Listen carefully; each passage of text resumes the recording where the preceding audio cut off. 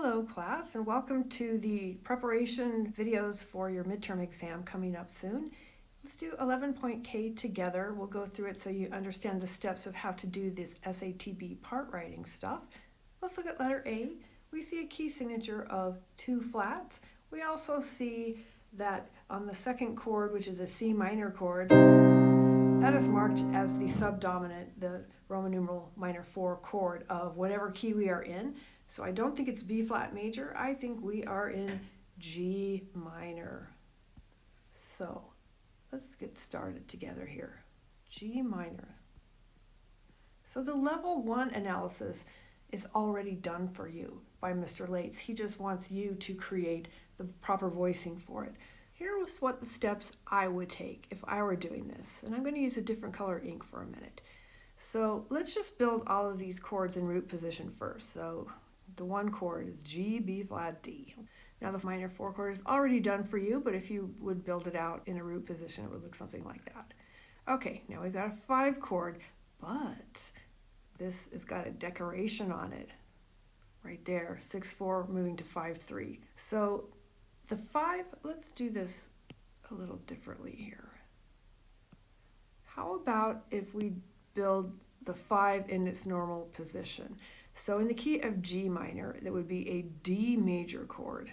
The sharp sign that I have double outlined refers to the third of the chord. So instead of F natural, we're going to raise it to F sharp. The 5th above D is an A. So that's the 5 chord right there. Now, we've got 6-4 in front of it. So let's do the calculations. We've got a D on the bottom, up a 4th is a G, up a 6th is a B flat. And that, my friends, is how you get the 6-4 moving to 5-3 motion. The upper voices move down like that, and the bass remains the same. And there you go. And now calculating the 1 chord, G, B flat, D. Now comes the true artistry, where you need to make beautiful voicing. So let's go back to that 1 chord, and I'm going to leave the bass note G down there. Now there may be several different solutions to this puzzle, but if our goal is to move to the next possible closest location or keep a common tone in the same place, then that's what we're going to do here. So we're looking for G's, B flats, and D's. Well, it looks like that tenor is really close to another G right there. So let's leave those 2 voices there. Now we are missing out of the triad a B flat and a D. So if you look up here at this soprano line, which of those notes is closest to B flat and which one is closest to D? Well, both of them are close to D, but E flat is not close to B flat. So why don't we put the soprano on the B flat and the altos on the D, like that. And that seemed like a pretty good solution. Let's move over then from the C minor chord, I'll erase those pitches now, to the 5-6-4. Oh, actually, let's play what we have so far to see if it sounds good. So far, so good. Okay, now I can hear in my ear where I want this next thing to go, just like that. Okay, so from the C, G, E flat, and C, it looks like there's a common tone, G, in the tenor. Let's just leave the tenor where it is on the G. Now, if you look up at the soprano and the alto parts, this is where we need to make some decisions. It looks like we need a B flat somewhere. How about if we give it to the soprano? Because the soprano is quite close to the B flat. So let's do that. So let's see, we need a D in the chord, do we? Let's see. Yeah, let's put the alto back on D. Now, when you're trying to figure out in SATB, I'll write this down here, what to double, which pitch you're going to double. Your first solution would be to double the root, which we did in the first chord. We've got a G in the bass and a G in the tenor. Your second option would be to double the 5th, and that's what we've done here in this chord. We have a D, a G, a D, and a B flat. It's also okay to double the 5th. Your last resort should be the third, and you should really only double the third if there's absolutely no other way to do it and it happens as a quicker passing tone on a weaker beat, etc. So that's why it's okay for us to double the fifth right here. Now, so far we've got this.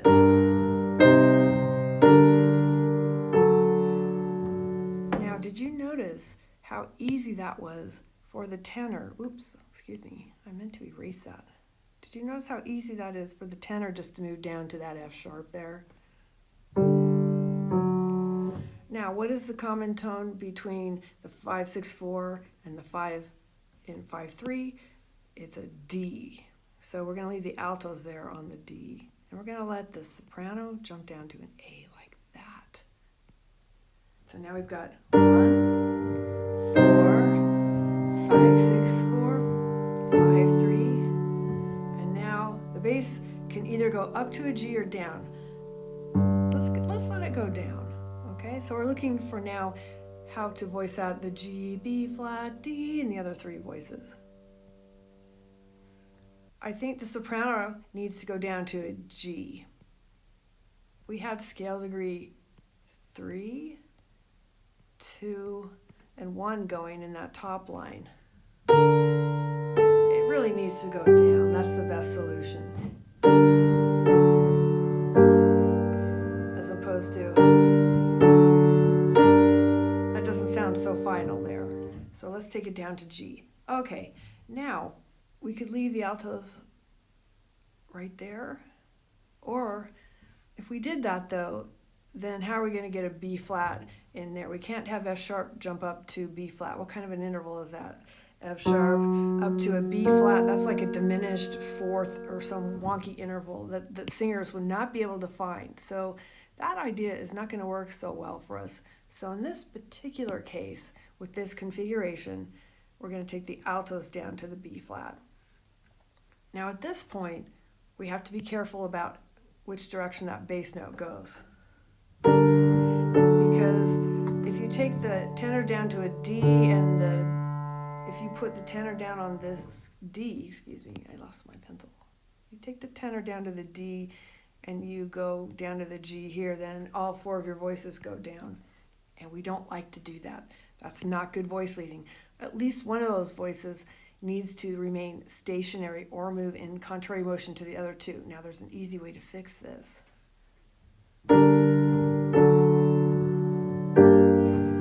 You could take it, there's a couple of solutions. One of them could be this could go down to G and this could go up to G.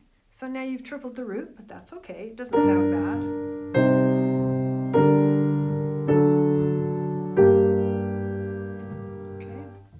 That's probably the best solution, but it could also go the other direction and be in unison with the tenor if you wanted. So in whole notes, you'd write it like that, the two whole notes together. I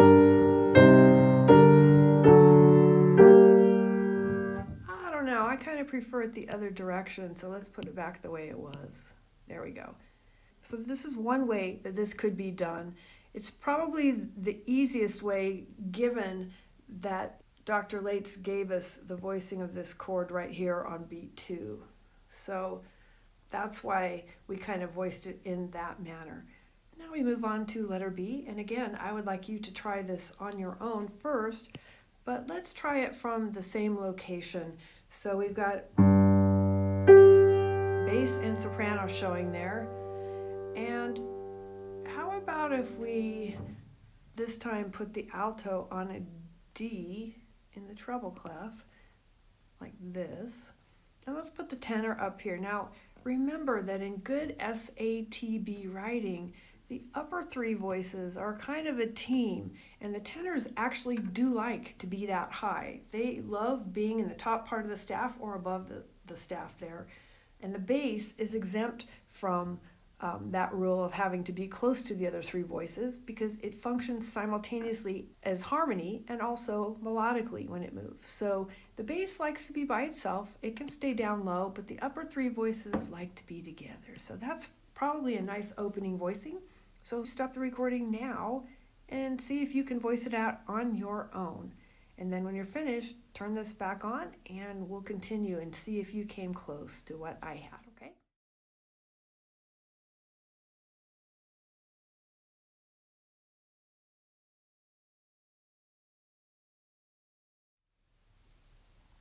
All right, let's go ahead and continue.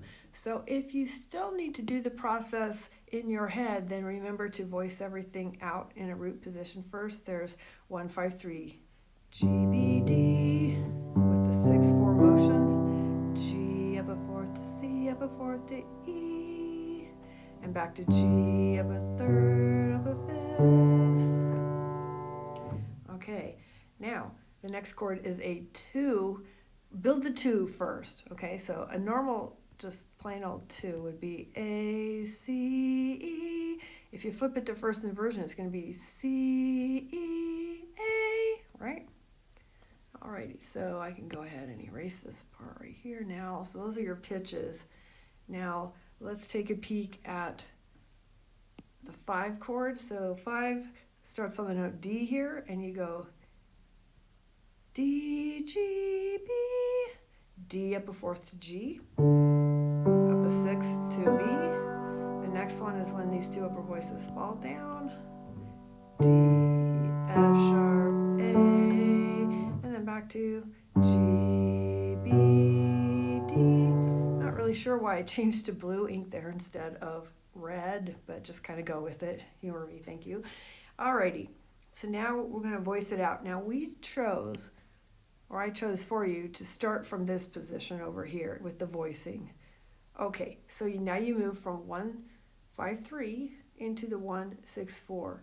So out of the notes that are on G, how about if we keep the top on G throughout like this? Now the alto part can go D up to E, and back to D, and that would be against the bass, the 5 compound 5th, 5, 6, 5, and look at your tenor. It's all set up to go 3, 4, 3, just like that. So cool. In this particular instance, since the soprano and the bass are both on the tonic note here, they just kind of stay there. So it's your 2 inner voices that are doing that special motion. Okay, now we're going to leave the bass note on C, and we need an E and an A. So out of all these parts, who's closest to the A? Well, it looks like the soprano is, and who's closest to the E? Well, it looks like the alto. Now, what are we going to do with the tenors? So the root of the chord is an A, right? So you can double the root. The bass note is on the 3rd. Let's see if it sounds good this way. So far, so good. Okay, let's keep going. I'm going to erase all of these for a minute. All right, so which note is close to the D? Well, it looks like the bass is D. Now the chord is D, G, B. So let's see, it also looks like this alto part is also close to a D. And so what are we missing, a B? We'll just give it to the tenors. Okay, let's see what it sounds like so far.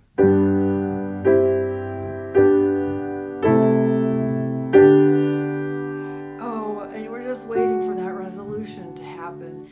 This is going to be so easy for y'all to figure out now. So the 6th above the bass is the B in the tenor. It's going to go 6, 5. That's supposed to be on an A. Leave the bass note where it is. So the 4th above the bass note is this soprano note up here, and it's going to fall down to F sharp. Sorry, that was not F sharp. We'll leave the altos where they are. All right, let's sing it from the beginning. Pick your favorite part. Ready? Sing.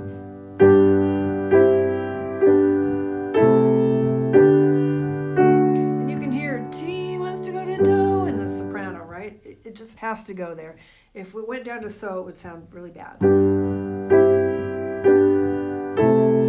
Do, G, so. That's so unattractive. So that's why I'm saying do, G, do. Wants to go right back up there, doesn't it? And this will be easy. So that goes back up to G, and it's a G major chord, and D is part of the chord. And let me erase these guys down here.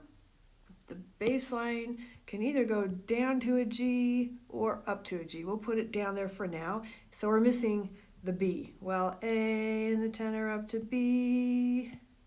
And I think we've got a masterpiece going here. Let's sing it. Ready, sing.